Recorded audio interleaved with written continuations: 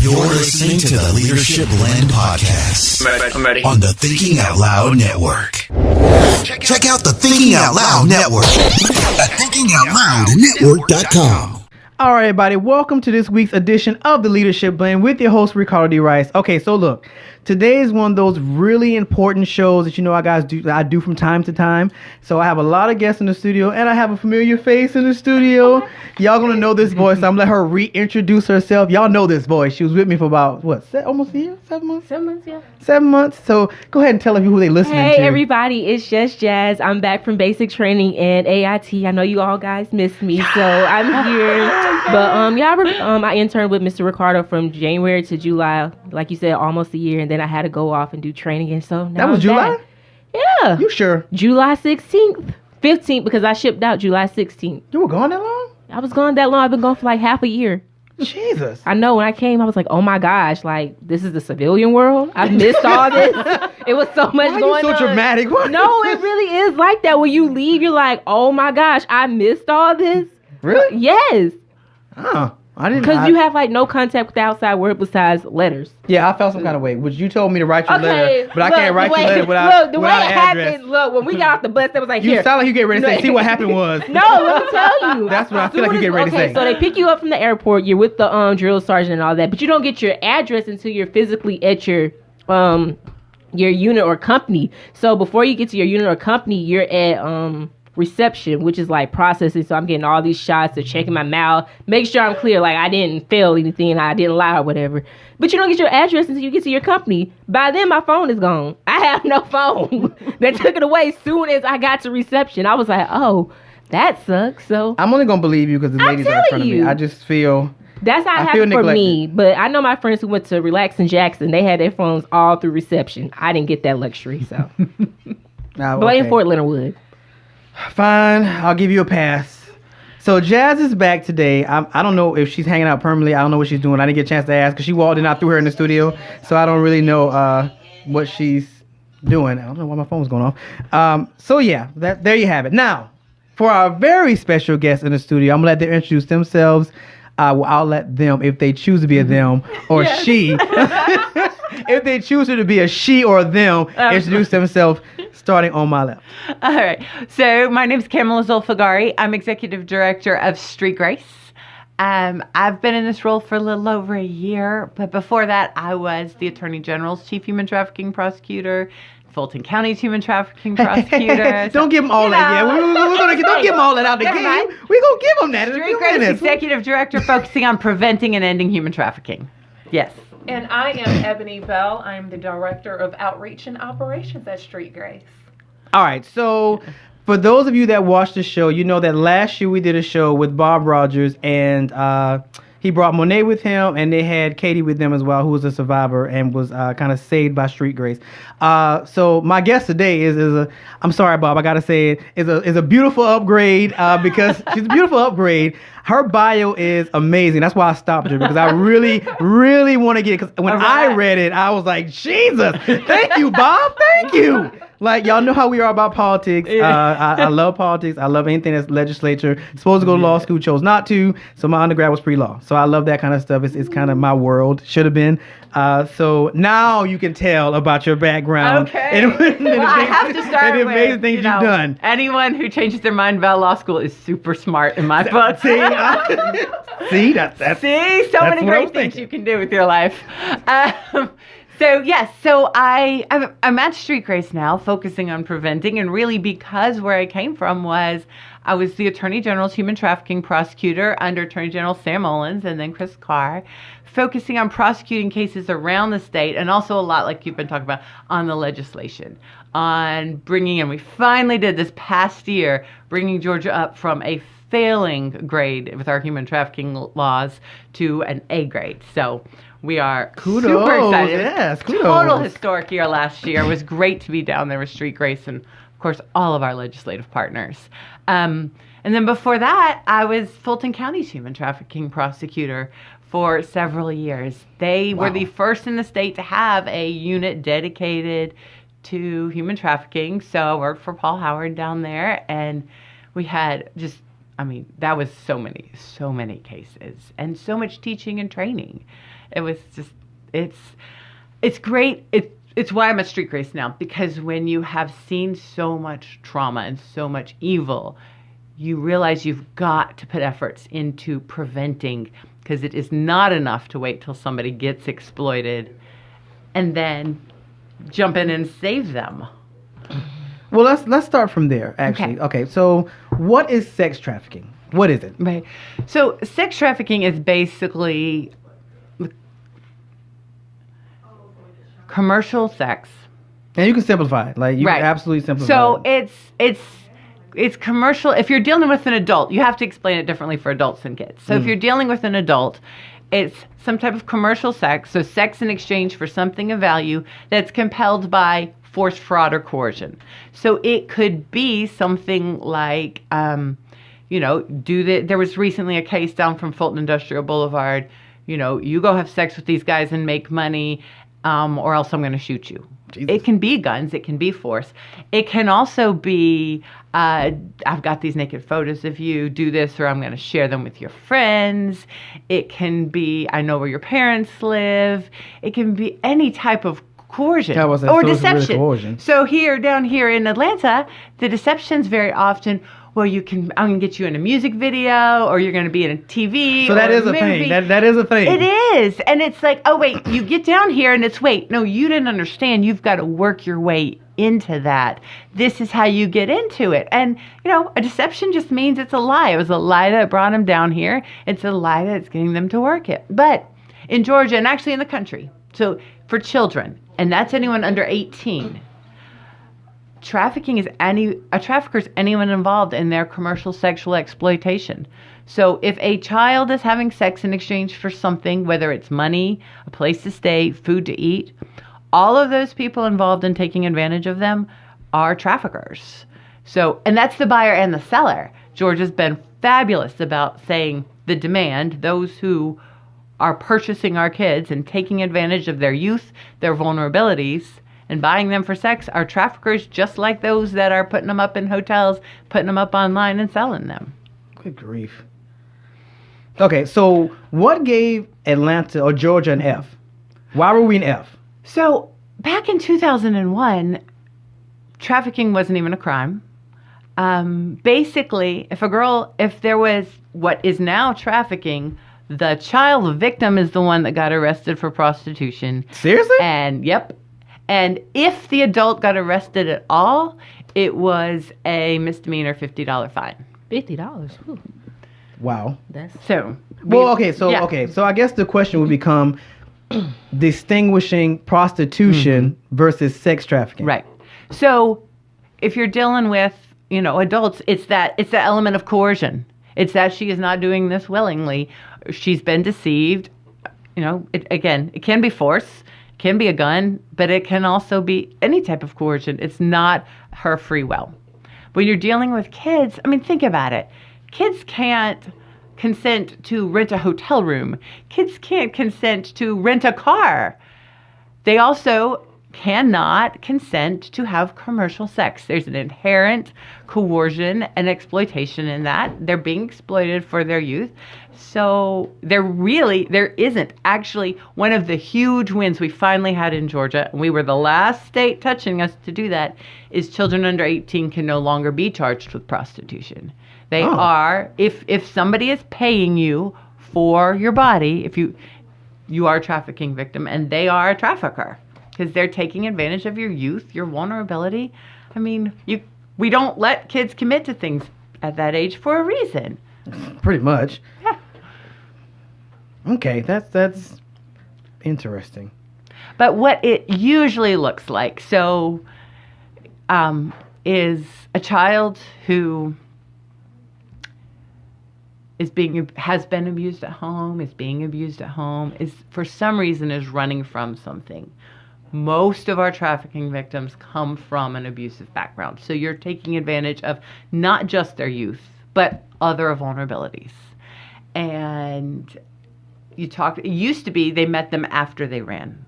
So it was the girl on the street corner, it was the girl at the mall during school hours, it was the girl at the gas station, the girl waiting for the bus outside a juvenile court. All of these are girls whose faces I know. Who was, hey, let me help you. You're beautiful. I'll be your father, or your daddy, your daddy figure, or your boyfriend figure, figuring out what her needs are.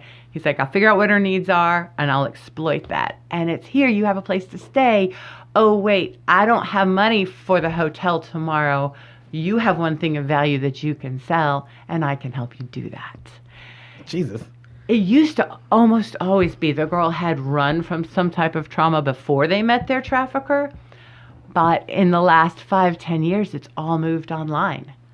Traffickers don't hang out and look for somebody at the mall or the corner. We don't make relationships in person anymore either. We start them all online, and so do the traffickers. They can hit up 50 people on Instagram. They'll Literally. go, this is my vulnerability. I'm looking for somebody whose main picture is say a tank top, and they have a child with them, that. And hey, you're beautiful. I'd love, it's crazy. It's out of the blue, but you just never know when there could be a spark. This one guy I just sold my car, and I want to go out and celebrate. He sent a fistful of cash. Who wants to go? I'd love to take you to the mall to celebrate. He was sending these to 50 girls a day. None of them responded and said, hey, I want to go to the mall.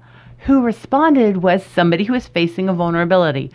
My mom just lost her job. We don't know how we're going to pay our rent. We're trying to get our power turned back on. I just found out I'm pregnant, and I know my boyfriend's going to leave.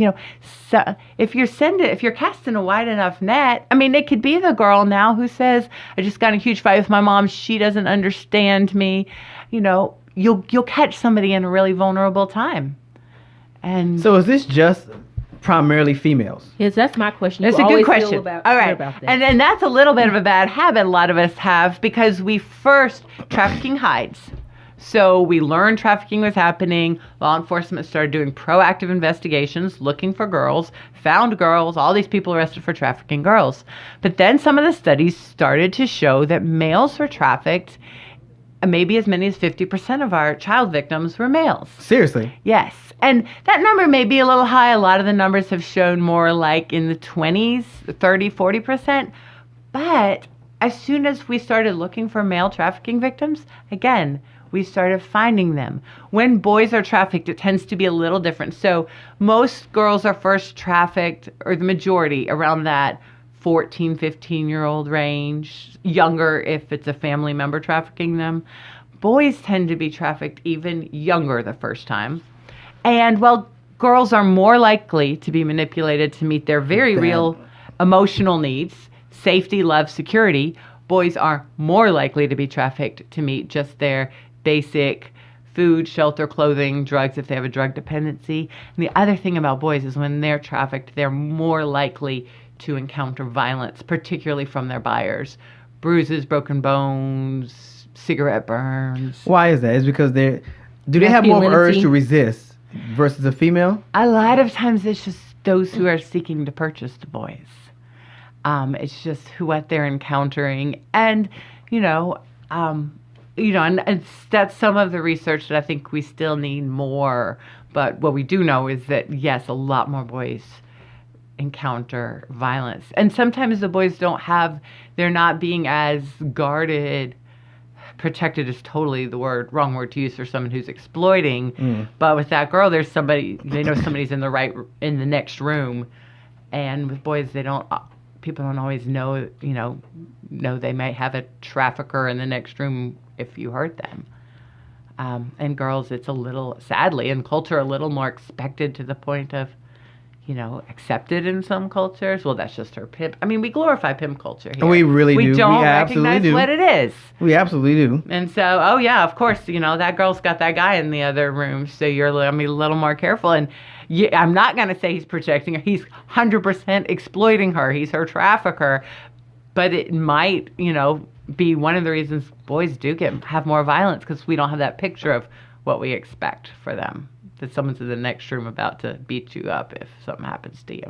Yeah, that's the thing. Okay, so telltale signs. Yeah. Because we ask this all the time, and I like to get people who've actually seen this Right. firsthand. What are telltale signs of somebody being possibly sex trafficked, Right. Well, if any? yeah, no, there are. And again, everything is different. So one of the basic general things is just signs of control. If we're talking, and it's different where you are. So if we're talking to law enforcement and traffic enforcement, so those who used to only be looking for drugs but are learning to look for signs that someone's being trafficked. She doesn't have her ID on her. He's, somebody else is holding her ID. I mean, we've got our purse. We can keep our own driver's license. Multiple hotel room keys. And that's for teachers too. If you've got a student whose family is not living in a hotel, who has a lot of hotel room keys in her purse, that can be a sign. Or, changes in behavior. Suddenly somebody's getting their hair done, their nails done, carrying this really fancy purse, but there's been no change in family circumstances to where they should be able to afford that. Somebody with a lot of, cash, or dressed inappropriately for the weather. And that doesn't always mean, dressed like she's going to go try to walk the street and pick up a date. It may just be that when she left her parents' house, it was June, and now it's December. And he's not going to buy her a jacket. He doesn't care. He's just got her and gonna keep her. So it's just, it sounds like it straddles so much between prostitution. Like, it's Yeah, well, and they, it's kind of, there's a lot of that. Yes, because it's both are people, their bodies being sold for sex. So could that happen? Could some sex trafficker be charged as a trafficker, but the female who may be of age be charged as a prostitute? Can that happen? It should not legally happen. Because, no, and we've put, and you used to have, yes, it used to be able to happen. But we've put into our law, no, a trafficking victim should never be charged for prostitution because she's being trafficked. She's being coerced. She's, being deceived. She's being forced, whichever it is. And so, well, our kids under 18, we're just straight out banned. No, they can't be charged with prostitution because, again, they can't consent. So you can't be charged with something.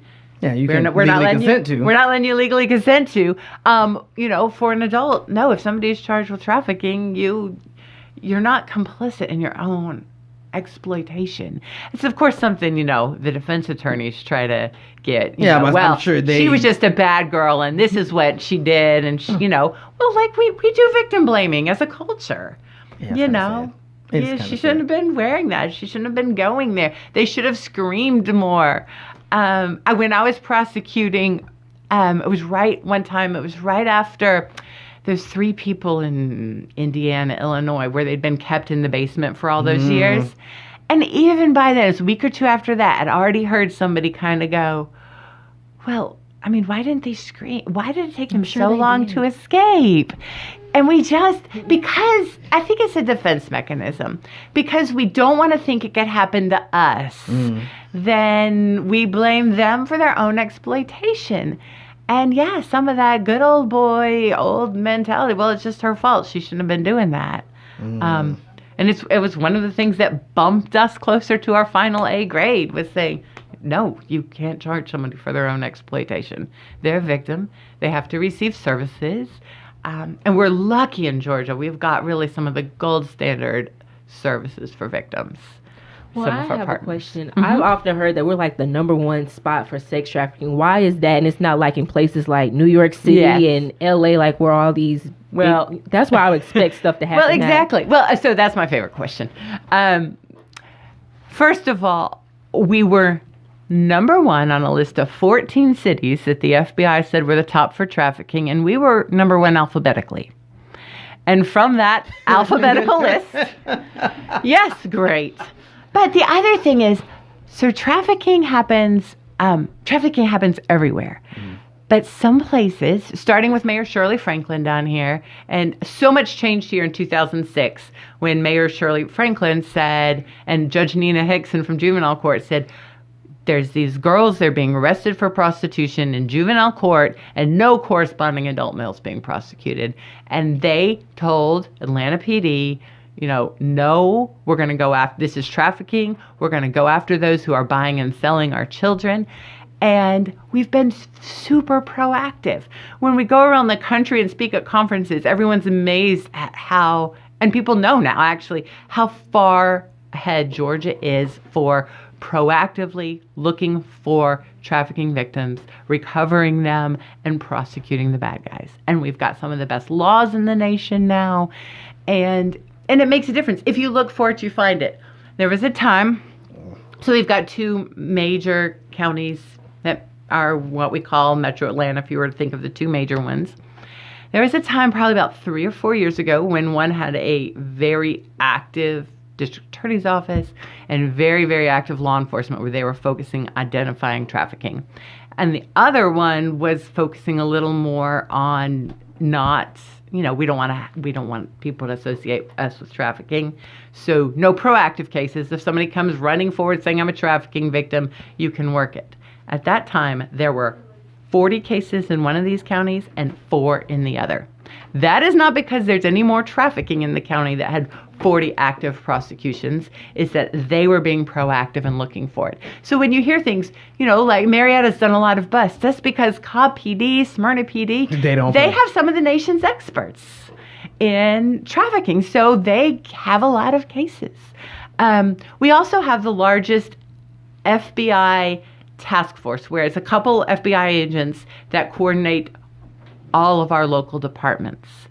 And we've got the largest in the country. So we don't have the largest because we have the biggest problem. We have the most cases because we have the most people, and people like you willing to say, hey, this is an issue, we're going to talk about it. So we're number one more so for a positive way than a negative way. We really are. For the first list. It starts, okay, people, for everybody that missed that, we're at the top of that list because we start with an A. It's ridiculous. It's ridiculous. I mean, I was teaching down a couple years ago in Tampa, and their chief of, we don't have trafficking down here. We don't have it at all. And after their head of crimes against women and children lieutenant had to sit with me for 3 hours teaching a class. You don't even have me that long. Talk. Well, at the end, though, he's like, oh, I can think of 5 cases that have been on my desk in the last few months. I just didn't recognize them as trafficking. Because nobody says, almost no one comes forward and says, I'm a trafficking victim. Because there's so much manipulation. There's so much control. There's so much there's so much shame, and they prey on that. So they go after who's going to be vulnerable, and then they just feed into that. So she thinks it's her fault because, well, she didn't have anything else to do, get anywhere else to go, or she shouldn't have believed him, or she shouldn't have lied to her parents and snuck out, or... This is really the mindset. It's the total mindset. So they don't come forward and I'm being trafficked, and certainly nobody's going to call the police and say, hey, I'm prostituting, help me. Yeah, that... And so you have to be proactive in looking for it. So I'm sure the legal definition of sex trafficking has changed over the last 6 years. Yeah. So, yes. Mostly that has been in clarifying that buyers are traffickers as well as sellers. Oh. Because we've always had, when we finally in 2007, we put the first human trafficking law in 2011. We actually made it strong enough to where we could start to prosecute with it. So what did it say in 2007? It was... I'm going to ask because I know you know. Yes, so this is your moment. You would know. These are the kind of questions I get to ask somebody, an expert. So what did the law say initially about sex trafficking? So initially it was... anyone who was recruiting for, enticing for, harboring for the purpose of sexual servitude, which is commercial sex with some type of force, fraud, or coercion. And we, in 2011 was when we really clarified that, with kids you don't have to prove force, fraud, or coercion. They can't consent. And expanded the... And we've always had it where before we changed the law, I charged the first buyer in Georgia and prosecuted him for trafficking. Because we used to have, it was recruits, entices, maintains, obtains for the purpose of sexual servitude. transports. I always forget that. So obtaining for the purpose of sexual servitude was buying. But some places, some judges, especially nationally, it's the same language as the federal, it's like, yeah, obtains is probably covers buyers. And it was all upheld, but starting with Congress and then Georgia has been really a leader on going after the demand. Said, okay, you have you're not sure about obtains, we'll add solicits, purchases, just really clear. If you purchase someone for commercial sex, trafficking. Another great thing we added in 2011 was lack of knowledge of age is not a defense. Oh, so it's a buyer beware state. You purchase someone, you run the risk they're under 18. And we don't even have to prove that they were coerced. Oh, okay. We're a big buyer beware state. Because I'm noticing. The onus has to be on those who are exploiting the vulnerable, not on the child. I guess in my head, it all trying to distinguish things. Yeah. Because, when the wording of it kind of gets into the sex industry. Yeah. You're selling sex when you do porn, and you're going to solicit new porn stars. So it kind of like, it gets really murky in my head when you start getting into that. And if you were to solicit a child, you'll have all kinds of felonies and trafficking as well as all of the child porn. So, and both ages are under 18. So, you can consent to sex under 16 in Georgia, but you can't consent to commercial sex until until you're 18 or older. Okay, so there's distinguishing for those under 18 because that's really, in essence, who you really want to target to make sure, because they can't consent. Right. So you want to make sure that they're covered because that's the and there's that job. When you say commercial sex, what exactly do you mean? So it doesn't have to be money. Very often it looks like prostitution and looks like sex in exchange for money, but it can be sex in exchange for a place to stay or food to eat. It's really, the language is sex in exchange for something of value. And it's actually doesn't even have to be sex. It's sexually explicit activities. So it can look like porn, it can look like masturbation, it can look like any type of lewd exhibition, because I shouldn't give away all our tricks, but, a lot of traffickers are not that bright, and they end up confessing to something. Then they're like, well, we didn't have sex, we just had... Oh, the famous Bill Clinton line. Yes! Just give me fellatio. Yes. Oral sex. If you paid attention in class, that's a form of sex. Yes. So in essence, these laws are kind of like assault and battery. In the mindset that if you actually purchase sex, it makes you a trafficker. Right. If you actually, I can get there. And it's one of the reasons we focus on demand. I mean, it's what fuels trafficking. It's all about supply and demand. And what is being sold, our supply, our commodity, is vulnerable children. And you have to go over both sides. And one of the reasons is, honestly, my seller traffickers, most of them, they expect to spend a certain portion of their life in prison. It's a, cost of doing business. But those who are purchasing tend to be remorseful and family men, businessmen. They don't really expect to spend a day of their life in prison. And knowing that they could spend 25, 50 years of their life in prison is a really, really important deterrent. Well, it's scary because I remember when Katie was here and she shared her story, her dad was the one that was trafficking her, and he was apparently a preacher. Yeah. And she was like, he would distort the word to kind of justify selling her to men. And she told the story about going to houses, and it was just, it was beyond sad about how she told the story. It is. And one of the... I don't think you were here. I think it was Terry and... But no, Tamika. I'm saying, like, her dad was physically here with her. No. Oh my gosh. Where was it? No. I heard that wrong. But Katie had been in it since, I think she said she was a kid. She'd been in it. She didn't get out until, like, maybe 5 years ago. I think Street Grace intervened, like, 5 years ago. So she's... Yeah, it was... She's amazing. Her dad was the nerve.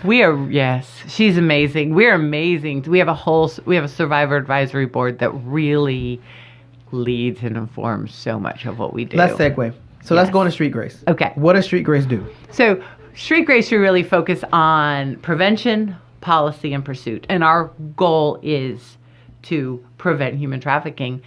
Like I said, victims need and deserve the gold standard of care, and we're lucky to have that in Georgia. But you're not going to solve the problem waiting for somebody to get exploited and offering. You don't undo what's been done. So on the prevention side, we focus a lot on students. We work with schools, we work with churches, we work with youth groups. Just that, educating students, educating parents. One of our newest and most popular classes is the Keeping Kids Safe Online in the Digital Age. How do you do that? Right? I had the kids watching YouTube, and a commercial came up that was not a kids commercial. Yes. And I'm just like, now, what if I wasn't standing around y'all and this just pops in? You still haven't got them kids YouTube. It doesn't matter. Like, We've been over this. Look, predators will find a way I know, but to get through. Well, and gaming systems is one of the big ones now. Yes. Anywhere. You talk to somebody all from over the world when you have your headset in, you're playing Call of Duty Warfare, it's like a 12-year-old Which is the boy. scary part, because my nephew will stay in the room for 8 hours with that headset and just be going. And we don't go in the room. Right. Like, in that space, in those 8 hours, what pops up? Right. And so it's the kid that really, really wants a new game pack, needs to level up, buy something, whatever it is. Mm-hmm. Their mom said no, and it's the one who's kind of become their friend. And it's, if you send me this picture, I'll buy that for you. And as soon as it's one, the first one's probably not that bad, but it's bad enough that you don't want to show your mom. It's okay. Well, I'll send this one out to your friends or your team. If you don't, send the next one. So a lot of it is education, conversations, and setting those standards for your kid right from the start. I pay for this, so I can take this away. And just think of it as your front door. You don't let strangers in your front door. You don't talk to people you don't know. When you have interactions with strangers, and they're still strangers, even if they're on Facebook, not because they walked up to you at the street, you talk to your parents about what happened. So much is that communication. And yes, and protections on lines and locks, and making sure your social media doesn't share where you are. If you take selfies, making sure, you don't have your calendar behind you or the name of your school. Predator, when we interview predators after they're caught, they'll have all this personal information about the people that they've been luring and the people they've been grooming, just based on random conversation. They piece it together, and then they've got more control over you. They might not show up at your school, but they can say, hey, I know you go to this school and this is your teacher, and I will send this to her if you don't, do this next step. Seriously. Yeah. So there's just so much of that. So it's psychological. Yes. In essence. Putting little pieces together. Yeah, it is. It's manipulation. It's, there's there's traffickers that say, I don't care what their need. Everyone has a need. I just don't care what it is. I just have to find out what it is and exploit it. It's usually very deliberate. It's very strategic. The manipulation, when you're on there, I was on one of their Reddit sites once where they were talking about, what's the optimum number of girls in your stable. So that's what, the language for how many girls you're trafficking. Because, you can make more depending on how many girls you have, but then you could have more trouble. So what's your optimum number of control? 3, 5. Wow. And they're treated like merchandise. They're talked about like merchandise. If you get them a tattoo with your brand on it, are you upgrading the merchandise or defacing the merchandise? But that is how people are talked about and treated. Good grief. It's like a whole science to the way this works. Yeah. So let's go back to your very first case. When you tried your very first case on this. It has not been like 50 years. No, it's not been like 50 years. You're looking like, oh my God. I don't. Who is the first? Who is the first? I know who the first victim survivor we worked with was. What was the case you made? Like, what was the case you made against? Made to trial. I think it was the girl, the first one, who was picked up outside of juvenile court. was brought to Fulton County Juvenile Court. She and she had no criminal issues. She had been, Mom said, talking back to her mom, lying about whether or not she cleaned her room, talking back about, curfew. So her mom had her in one of those like enrichment whatever programs that was down there, preventative, but also letting her ride the MARTA bus back home. And so this guy, what better place to find somebody vulnerable, was cruising by there, stopped. He was an ugly dude. But he had this younger guy, called him his pimp in training, that was closer to her age. The wingman. Yes. Cute guy. I mean, I guess so she said. And 3 girls in the back. His girlfriend and 2 other young girls. And like, hop in, get a ride. I just have to take my girlfriend. I can take you home. I just have to take my girlfriend and get her hair done. So I'll have to drop you off at my house. And she was totally, this cute little charming guy. So she dropped him off at the house. My main trafficker didn't come back, and he came back with all 3 girls a little after midnight, was handing them all money, refused to take her home, worked on her for about 3 days, not taking her home, trying to get her to go out and sell herself and be trafficked. And, and just like, I remember her phrase was, "You're just a dumb HOE." He told me I was a dumb HOE because I'd give it away for free and not make money. It was that kind of constant. He wasn't taking her home. And so finally she went. She was gone about 3 weeks. And she finally she tried to leave. But in that time she saw, he slapped her once. But what she saw a lot more of is some of the other girls he was controlling.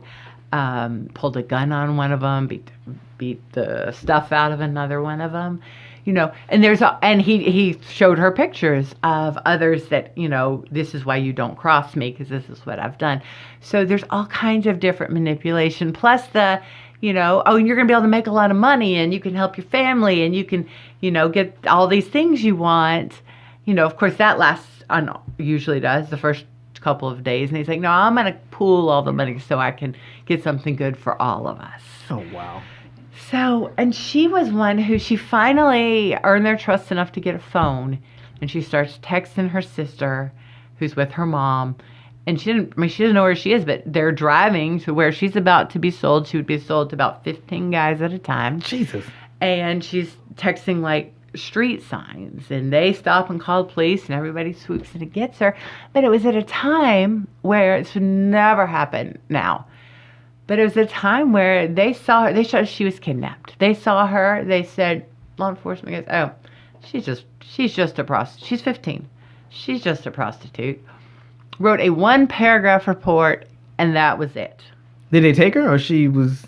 No, they didn't charge her. They sent her home with her mom. They didn't arrest him. They didn't arrest the girls that were dropped off. They didn't. So it was at a church's chicken up kind of near the perimeter. They didn't walk through the bushes. That's where she had been dropped off, where she had walked through the bushes to a house where she'd been sold. She had to do at least 15 guys each time. Good God. And they missed all that because they weren't looking for, they weren't recognizing she was a trafficking victim. And she's not immediately saying what's happened, because she thinks she's going to get in trouble. She thinks he's going to go after her family. And so, they missed, thankfully. And the reason this case happened is she's there. She was housed in Atlanta. And one time she walked over that Atlanta border onto Fulton Industrial Boulevard. And a detective there found that 1-paragraph report and worked up the entire case. So this guy's now in their life without parole. But because one officer decided, wait, I'm going to find out what happened. I'm going to be proactive. She recognized this was a trafficking victim because of training she'd had. And we had a guy gone for life without parole because those first people, I mean, it was 1 paragraph, thought was kidnapped, victim confirmed was not kidnapped, probably engaging in prostitution, sent home with mom. And no evidence was collected whatsoever. So it's one of those, it can hide because, again, kids think you're going to get in trouble if you say what's been happening. Yeah. And they take advantage of that. I'm sure between that and feeling like you should have known better. Yes. Especially if you were raised a certain way, that you should know better. And so it sounds like there's a procedure now that's been put in place that should happen. Yes. What is that? Because it sounds like you went through it. Well, and that's one of my favorite things has always been training law enforcement, because I've almost never trained law enforcement where either that day or within a week somebody didn't call and say, I think I have got my first trafficking case, once they knew what they were looking for. So, yes, between, Street Grace and the Attorney General's office, I used to do a lot of training there. DeKalb County has done a lot of law enforcement training. We're part of the whole state task force that the Criminal Justice Coordinating Council organizes. We've really done a great job at training law enforcement, and it makes a total night and day difference whether traffickers and exploiters and these really evil, manipulative people get arrested, or whether, children get labeled as a bad kid and nobody cares for them. Jesus. Okay, so because we veered away from Street Grace. Street Grace. That was prevention. We didn't even get to policy. I know, right? I'm just like, there's so much backstory on all this, goodness. and I didn't even got to that because I have a rule. We use an acronym. You have to explain what it is. There's so many acronyms that you've thrown around that we can't even get into because, we need to get into. All right, services and programs for Street Grace. Yes.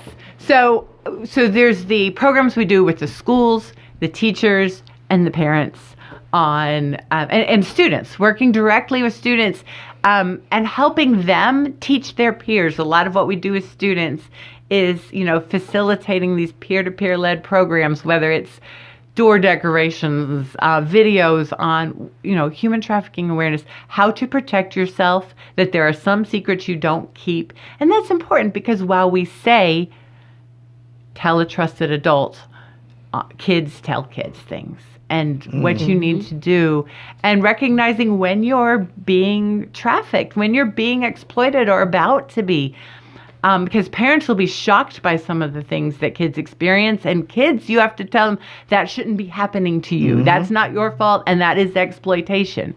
So a lot around that area. On policy, that's a lot of our, legislation, getting ready for a new legislative session. Which ought to be fun. It always is so much fun. And thankfully in Georgia, we always end right before the Masters. So there's kind of an end date. Most times doesn't have to, but that's, usually their goal. I know April's going to be just fine. Wow. Yes.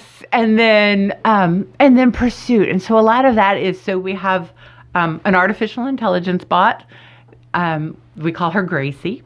She is a highly intelligent and we refer to her as a person. No, she is not. One of the highest intelligence of artificial intelligence bot, where she learns with every conversation. And I've heard of those. I saw a video like that. She's amazing. I mean, because in my career, I have read hundreds and thousands of text conversations by people trying to buy kids. And she sounds just like them now. So she can intercept when people are online trying to purchase kids for sex. She can she can intercept those conversations. Really? Send deterrence messages, send offer of services. All of those conversations, of course, are kept and recorded and available. Nice. And just that real, because you have to hit it from all sides. Yeah. We cannot do this without law enforcement who can actually make arrests, and they do. Georgia's actually great, especially with the GBI, the Georgia Bureau of Investigations, proactively going after buyers and arrests and long sentences, and we've gotten the law all in place. Because also, if you think you're buying a kid, but you're really talking to a law enforcement officer, trafficking just the same. So... To Catch a Predator. Is that right. that To Catch a Predator It is. one? It is. Does that still come on? That show was amazing. I used to watch that. That show was yes. amazing. Yes. Like Well, I've been to it in real life, and it is. And it's amazing who gets caught, because it's not what you think. Exactly. It's never the person you think it's going to be. It's not even always male. It's usually male. Unfortunately. Yes. But it's also, it is. It's unfortunate. businessmen and youth pastors and family men. And because if you think about it, if you're a single person, you can go to a bar. Yeah. But if you aren't supposed to be hooking up with people at bars, you're going to go online and purchase sex, and very often from somebody who's vulnerable, and very often that's a kid. That's the ideology of Yeah, I adults. guess that's what like, what are you gaining from it? I would like to know their mind. We know what they're gaining. Their mindset behind it. Right. Like, Well, and the studies show only about 10% would actually technically medically qualify as a pedophile, like they are looking for a child. But well over 50% just don't care. And then you also look at, and a lot of our prevention efforts, we have to look at pornography too, because pornography is not what it used to look like.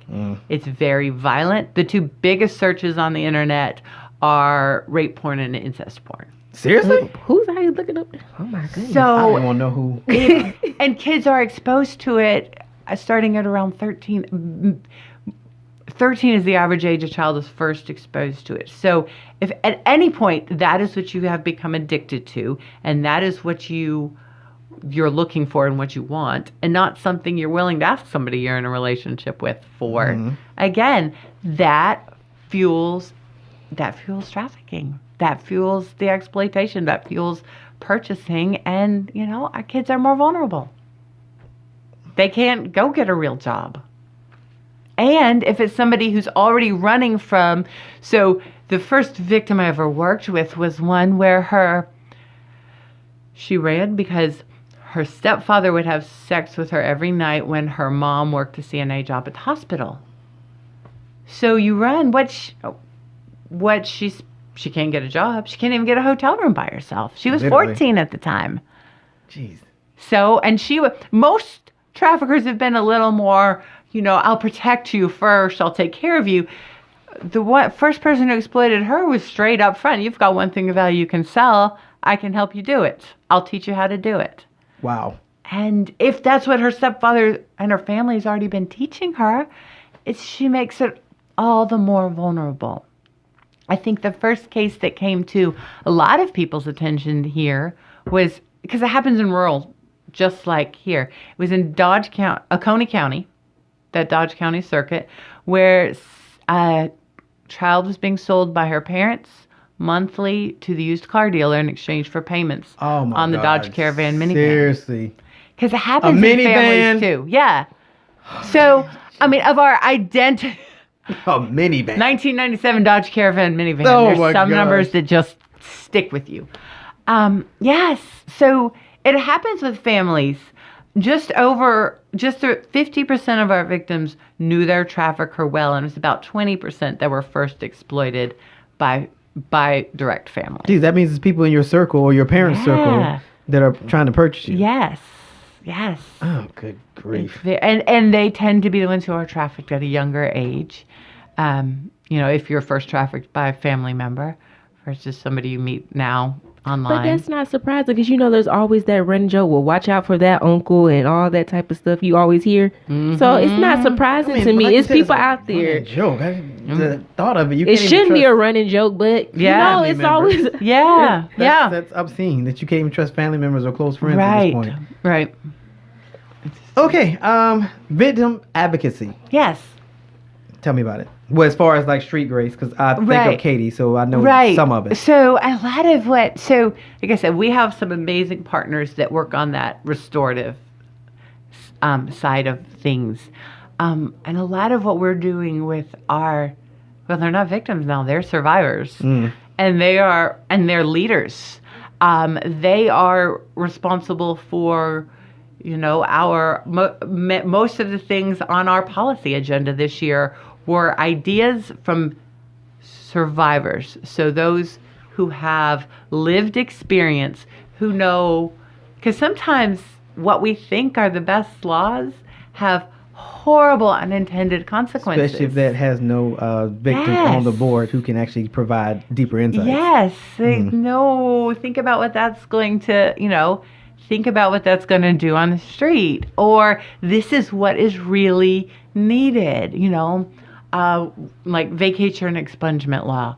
I mean, if you were arrested while you were being trafficked, it's so hard to get out, and there's so much trauma, and then you deal with the trauma, and you deal with all this, and then getting a job, getting childcare, getting housing when you have, any type of record, can be. We've had trafficking victims, survivors who have gone through these amazing internship programs, and last minute gone, oh wait, no, you have a prostitution arrest, you've got to leave. Oh. I was like, wait. You signed up to help support trafficking victims. It's like, what did you think they were going to have? Yes. So, I mean, that's one of the big things we're looking at here. And then, what happened? They're the ones that know what happened, like in the illicit massage businesses. And that's the second largest form of trafficking after escort services. So we think of that prostitution looking escort services, but now after that, it's the illicit massage businesses, where in the country there's more of those that openly advertise online than there are McDonald's. Oh yeah, the ones that want the happy endings. Yes. Jesus. All right. Rehabilitation for a survivor. Yes. Is therapy a necessity, or have you seen some who can kind of be put back into general population and survive? Because I guess for me, it would depend on the level of trauma, perhaps, whether they absolutely need it. I'm such an advocate for particularly trauma-informed therapy, because it's traumatic what they've gone through, even for the shortest amount of time. Yes, whether you need to be in there for 2 years or you need to see somebody once a week for 6 weeks would certainly depend on how long you were there. But I'm not a business-minded person. I've still not worked for business. I've been government most of my life. Now I've gone to nonprofit. But if you just want to think of it that way, I mean, it costs hundreds of thousands of dollars to just put a trafficking survivor, back into a place where they can stand on their feet. It's not like you've erased and everything's like good hunky-dory as if nothing had happened. So that amount of money for one person, which they deserve, versus what you can do if you prevent it from happening in the first place. It's strategic. And we are fortunate to have a very business-minded CEO, Bob Rogers, who really helps us understand the importance of evidence-based demand reduction strategies to prevent trafficking from happening in the first place, and how much more really bang for our buck, bang for our efforts can be on working on the prevention side, and whether that's the deterrence and scaring off the bad guys, or arresting the bad guys, or working with the kids, and then the laws to make all that happen the best they can. It's the only way to do it, because again, you don't undo the harm that's been done. Literally, that's crazy. Okay, so we're down to 5 minutes. Okay, told you to breeze by, and we ain't getting to half the stuff I really want to get into. Tell me about the victory. Y'all had a really big legislative law victory. Tell us about it. So many things happened this year, and so many things that we've been fighting for 10 years. And a lot of that was because the First Lady attended something we did at the beginning of last year, this whole bus event showing the enormity of the trafficking issue here. And she got on board with trafficking, started this whole Human Trafficking Grace Commission, which I'm honored to be on. So we were able to pass things that I truly didn't quite believe what happened last year, and they did. One was, so children can no longer be arrested for prostitution. And you'd think that should be a given. It should be a given. But the people who had come out for years and go, well, you're just legalizing child prostitution. Like, no, I'm just arresting the bad guys, not the victims. Just straightforward. Or, well, that's the only way we have to protect these kids. If the only way we have to protect somebody is to arrest them, then we don't have the right laws and services in place. That's That obscene. can't be the answer. That's obscene. So that was huge. Another one was, so some traffickers got really wise. Okay, so they're all looking for the kids. I'm going to get 18, 19-year-old. I'll get arrested for misdemeanor pandering any day of the week. Misdemeanor pimping, who cares? And they'd be repeat customers. And law enforcement was like, it's a revolving door. And it's a cost of doing business they are happy to pay. And so now, your second time, even buying a willing adult, buying or selling a willing adult is now a felony in Georgia. Nice. And this was we've got some amazing representatives, Representative Strachan, Representative Reeves, that have, Renee Unterman, who've worked on this a long time. But it was one of those guys who's like, yeah, because you can hide from your wife where you are for 24 hours, but you can't hide where you are for 72. So now even that first misdemeanor, you buy a willing adult, minimum of 72 hours in jail. Nice. So, because those are the same people who are fueling the trafficking that's exploiting our kids. So, and that was when we tried to get through several years, even way back when I was in Sam Mullen's office. What was the fight? Why are we...